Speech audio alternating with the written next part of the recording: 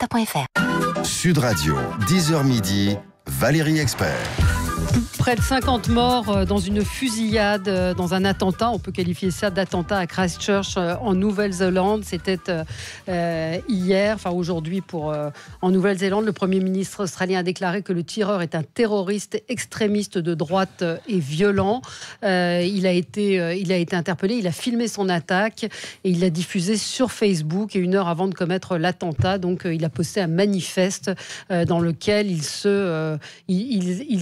le texte comporte plusieurs dizaines de pages, intitulé Le Grand Remplacement. Et il dit qu'il a reçu la bénédiction d'Anders Breivik, le terroriste norvégien.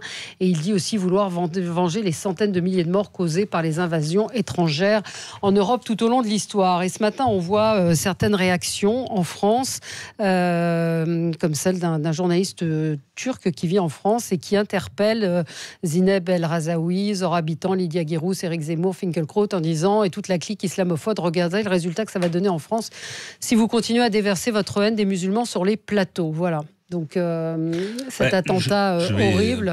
Puisque on passe la parole, je vais commencer. Je pense on vous la passe. Oui, elle m'a regardé. Du regard. Ça ne se voit pas à la radio, mais donc vous tournez vers moi, j'étais saisi. Parce qu'il était attentif. Régis de Castelnau. Très rapidement. Je trouve ça terrible parce que c'est vraiment très inquiétant. Moi, après, j'avais écrit un papier, je me rappelle, après l'été tragique où il y avait eu Nice en particulier, et puis l'assassinat du père Hamel, en disant que le peuple français était assez résilient quand même. Il n'y a pas eu, il y avait quelques identitaires qui étaient montés sur le toit d'une mosquée. Il y a eu un gars qui a été condamné pour une poignée de lardons dans une boîte aux lettres de mosquée. C'était pas violent quand même. Malheureusement, là, il y a les tensions qui remontent, il y a un certain nombre de faits qui se passent, et effectivement, si chacun s'envoie ses trucs à la figure, je prends juste un petit exemple.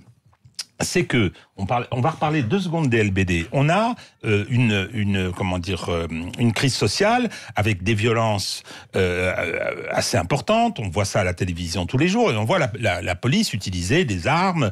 Il y a des victimes, etc. Et une répression qui est considérée à l'étranger comme inquiétante. On pourrait parler d'une violence des deux côtés. Oui, non, mais je parle de la violence. Oui, ça c'est un autre débat, mais je parle de cette violence-là. Et dans le même temps, juste après, on a Grenoble. On a Grenoble où il n'y a pas un mot. Il y a des choses graves qui se passent parce que quand on cherche un peu, on trouve l'information. Et ça, je peux vous dire que c'est ressenti. Moi, j'étais en province quelque temps là. C'est ressenti par les gens. Qu'est-ce que ça veut dire ? Qu'est-ce que c'est que ce 2 poids 2 mesures ? Et il y a une montée de la tension qui est très, très préoccupante. Je ne sais pas si cette résilience va durer longtemps, j'espère. J'espère, mais c'est pas en ciblant Zineb El Razaoui, etc., qu'on va faire avancer les choses. Au contraire.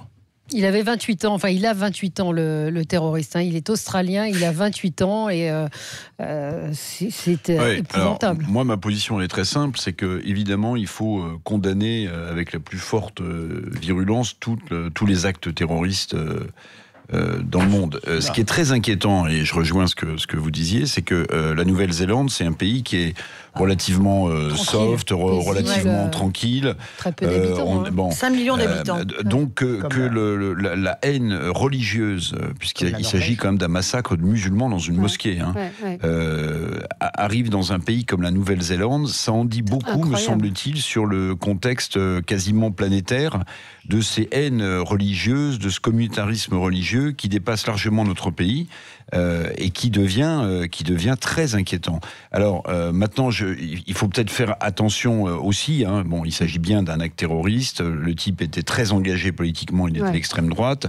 Il s'est livré à un massacre horrible de 50 personnes, 49 ont perdu la vie. Et de nombreux blessés. Mais il faut peut-être aussi un petit peu juste attendre de voir ce qu'on va dire autour de ce personnage. Parce que vous savez, souvent les médias, on se jette à corps perdu dans les choses et ensuite on a du mal à rétro-pédaler. Ce qui m'inquiète quand même, c'est ce que ça peut impliqué dans des pays comme le nôtre, qui a été victime d'attentats islamistes. Et pour l'instant, c'est vrai, je rejoins votre propos, on est resté plutôt sur des mesurés. Donc il faudrait surtout pas que tout ça s'enflamme et devienne des actes terroristes qui répondraient à d'autres actes terroristes. C'est inquiétant.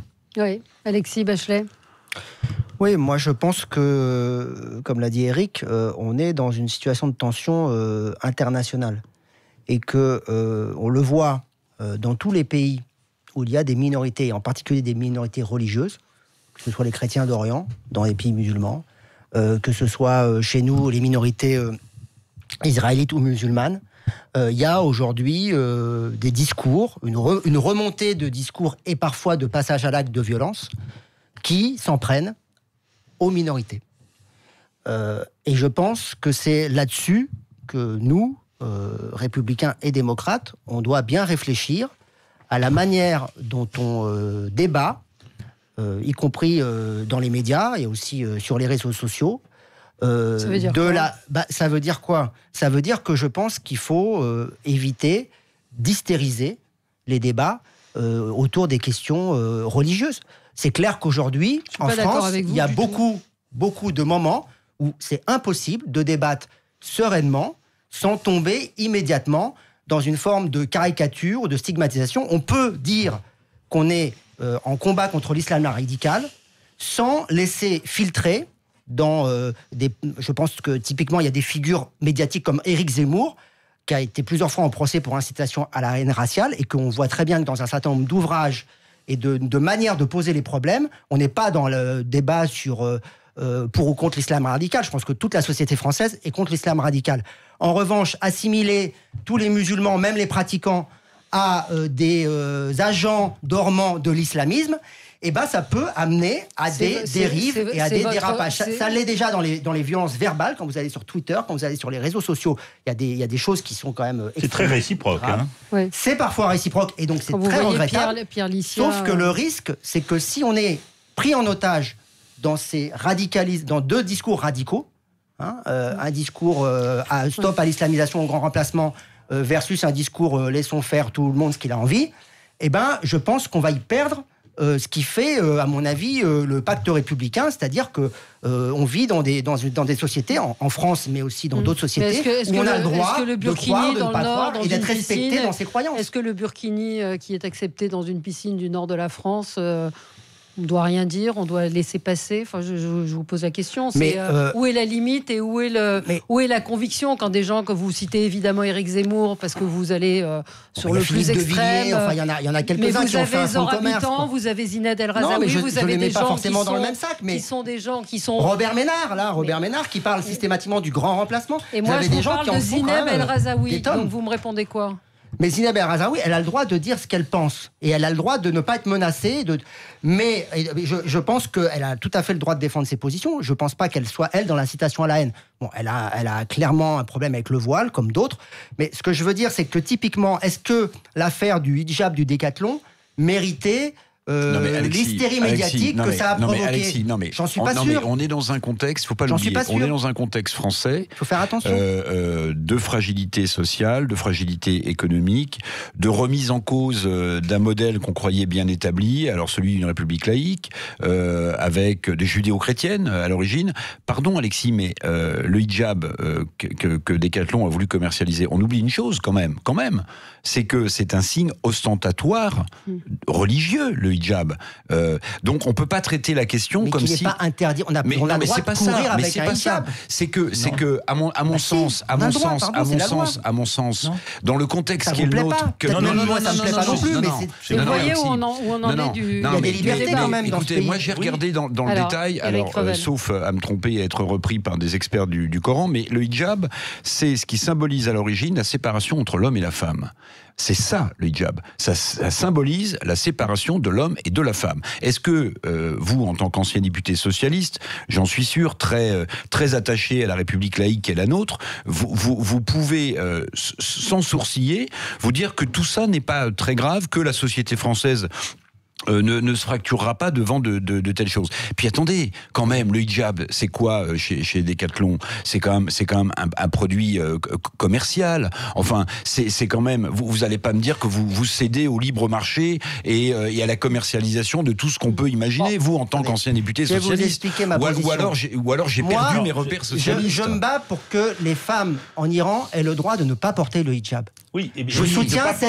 J'ai signé la pétition. Et de ne pas prendre 38 ans. Et dans le même temps, et je vais vous dire, et dans le même temps, je ne vais pas la citer. Je pense que les femmes qui en font le choix ont le droit de le porter. Mais vous avez des journalistes de confession musulmane qui expliquent. Mais vous vous rendez compte ce que la France donne comme symbole en laissant ce type de pratique se développer pour toutes ces femmes qui, en Tunisie, en Iran, luttent précisément pour ne pas avoir à porter je rappelle que Décathlon a reculé pour la liberté de choix.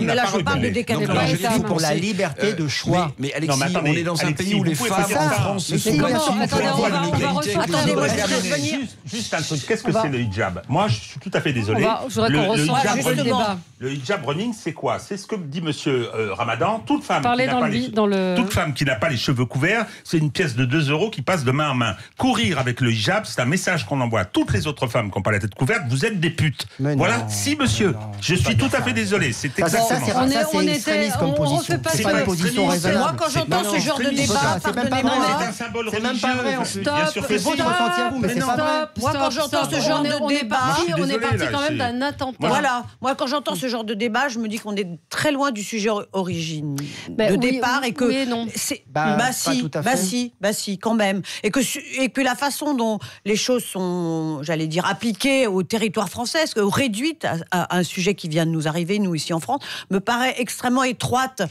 Cet attentat est d'un des pires attentats. Absolument. Que l'histoire, que l'Occident n'ait jamais connu, il faut quand même s'en souvenir. Ce jeune homme de 28 ans a séjourné en France pendant l'élection de 2017. Il l'explique dans ce très long manifeste de 74 pages. Il parle d'ailleurs en disant que la montée, alors je sais pas comment il le nomme. Il évoque le livre. Suprémaciste blanc, grand placement. Exactement. Il dit l'invasion des non-blancs. Enfin, c'est très clair. Et moi, je suis très frappée de voir qu'il y a toute une partie de la classe politique française qui utilise exactement ce genre de mots et qu'elle les utilise. On parle d'une partie de la classe politique.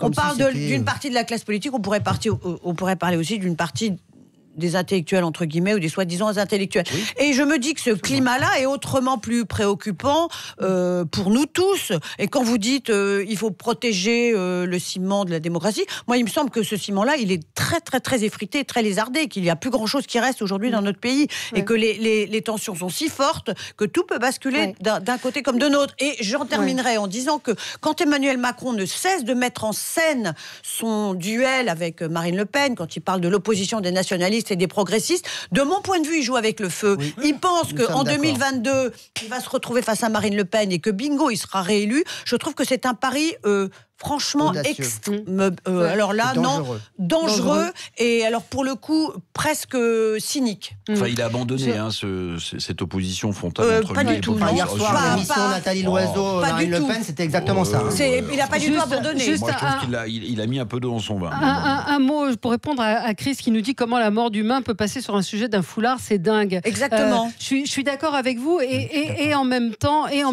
ce matin, ce sont des gens qui ont attaqué, je cite Zineb, parce que si je dis Robert Ménard, Éric Zemmour, Finkielkraut, vous allez tous hurler, mais des habitants qui sont des gens qui sont profondément laïcs, en les insultant et en leur disant que ce qui se passe, c'est de leur faute. Donc il y a une instrumentalisation de ces islamistes-là qui accusent des laïcs d'être responsables de ça. Donc le débat, il dévie forcément sur ce que vous avez développé. Il faut tout de suite replacer les choses au bon niveau.